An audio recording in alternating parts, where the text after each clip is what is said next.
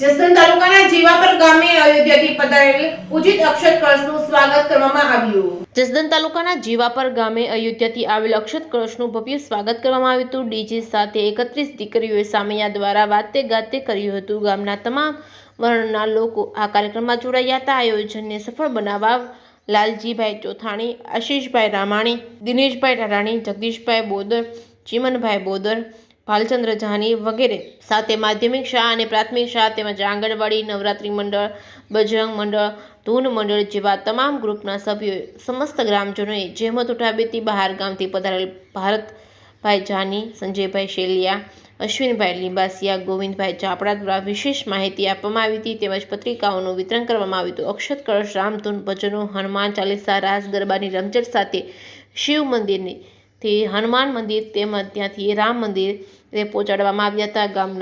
ગામમાં ધાર્મિક વાતાવરણ ઊભું થયું હતું. ગામના તમામ વર્ગના લોકો ઉપસ્થિત રહ્યા હતા. કળશ યાત્રાનો ભવ્ય દર્શનનો લાભ લીધો હતો.